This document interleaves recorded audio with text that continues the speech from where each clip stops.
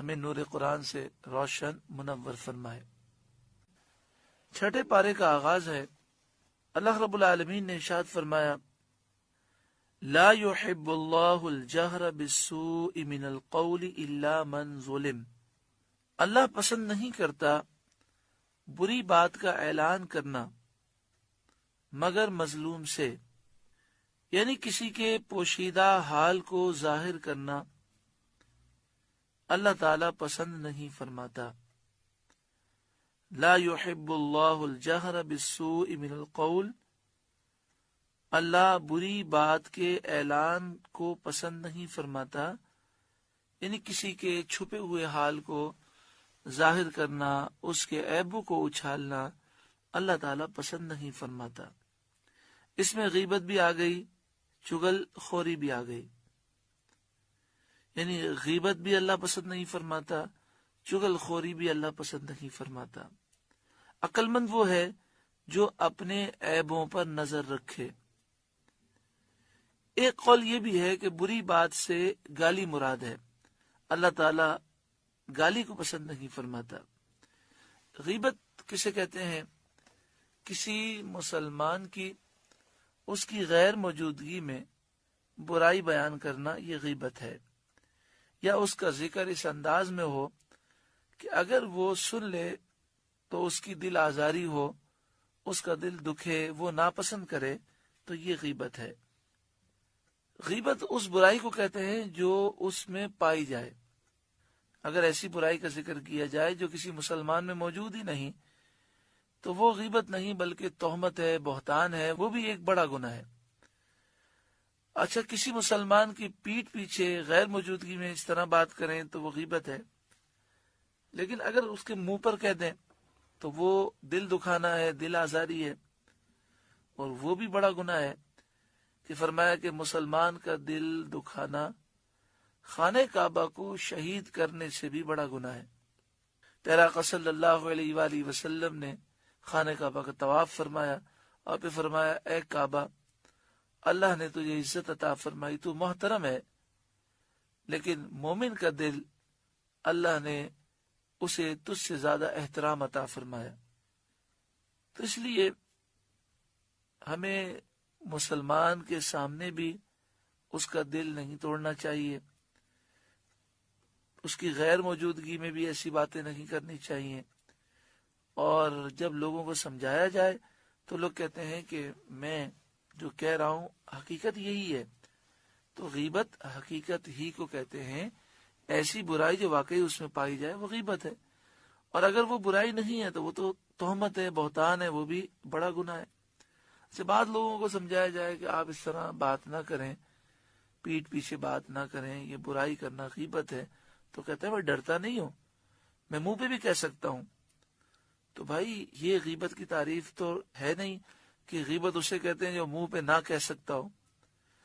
جو بھی برائی غیر موجودگی میں کرے وہ غیبت ہے، اور منہ پہ کہے تو دل آزاری ہے، دل دکھانا ہے، وہ بھی گناہ ہے۔ تو انسان کو چاہیے کہ وہ اپنے عیب کو دیکھے اور اس طرح مسلمانوں کے عیبوں کو نہ اچھالے۔ ہاں، اصلاح کرنا اور چیز ہے۔ اصلاح کا طریقہ یہ ہوتا ہے کہ تنہائی میں پیار محبت کے ساتھ پہلے اس سے اس طرح کہے کہ یہ جو میں آپ کو کہہ رہا ہوں، میرا مقصد صرف اور صرف آپ کی خدمت میں عرض کرنا ہے اور کوئی بات نہیں ہے، اور اسے یہ تاثر دے کہ میں آپ کا مخلص ہوں، آپ کا خیر خواہ ہوں، آپ کو سمجھانا چاہتا ہوں، اور پھر سمجھانے کے لیے ماحول بنانے کی کوشش کرے اور تمیز باندھ کر بڑے پیار محبت کے ساتھ سمجھائے۔ تو اس میں کوئی حرج نہیں ہے کہ وہ دل آزاری مقصد نہیں ہے، بلکہ مقصد یہ ہے کہ وہ گناہ سے بچ جائے اور اس کی اصلاح ہو جائے۔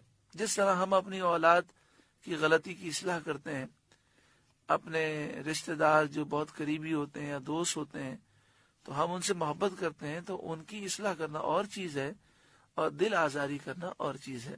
چغل خوری کسے کہتے ہیں؟ ایک کا عیب دوسرے کو اس طرح بیان کرنا کہ دونوں میں نفرت پیدا ہو جائے۔ اگر نفرت پہلے سے موجود تھی تو اس نفرت میں اضافہ ہو جائے، تو اس طرح کرنے سے منع فرمایا گیا۔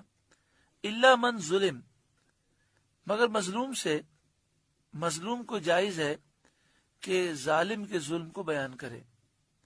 مظلوم جب ظالم کے ظلم کو بیان کرے گا تو برائی تو ہوگی، لیکن مظلوم کو اس بات کی اجازت دی گئی۔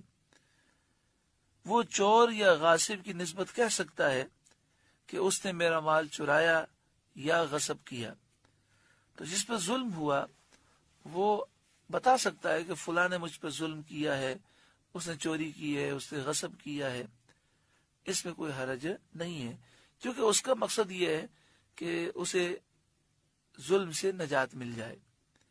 شان نزول: ایک شخص ایک قوم کا مہمان ہوا تھا، انہوں نے اچھی طرح اس کی میزبانی نہ کی۔ بڑی توجہ سے سنیں، یہ مرض ہمارے یہاں بہت عام ہے۔ ہم کسی کے گھر جاتے ہیں، چاہے اس نے دعوت کی ہو یا ہم بن دعوت کے چلے گئے، تو ہم اس کی دعوت پر تبصرہ کرتے ہیں۔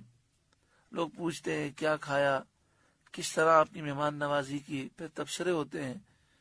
یہ ساری چیزیں مناسب نہیں ہیں۔ اللہ رب العالمین ہمیں عقل سلیم عطا فرمائے۔ اگر کسی نے ہماری دعوت کی اور وہ دعوت اگر ہمیں پسند نہیں آئی تو اس انداز میں ذکر نہیں کرنا چاہیے کہ جس سے اس کی غیبت ہو اور لوگوں کو یہ معلوم ہو کہ اس کی یہ برائی ہے۔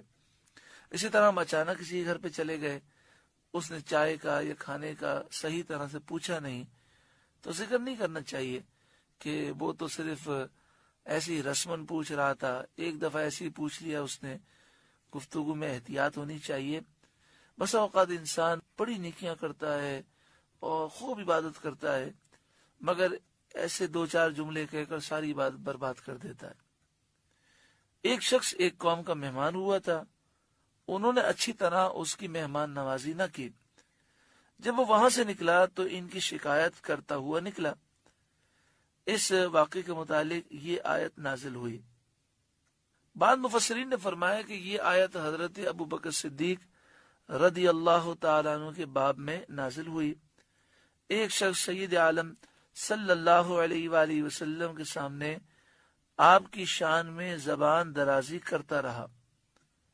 آپ نے کئی بار سکوت کیا مگر وہ باز نہ آیا، تو ایک مرتبہ آپ نے اس کو جواب دیا۔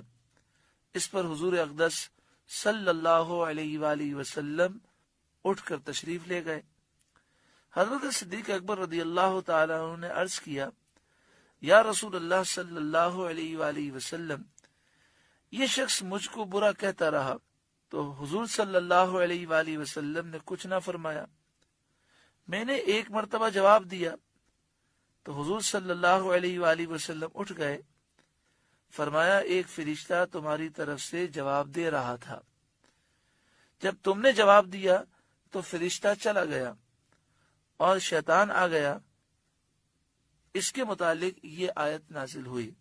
یہ بات حضرت علامہ مولانا صدر الافاضل مولانا نعیم الدین مراد آبادی علیہ رحمہ نے تفسیر خزائن العرفان میں لکھی۔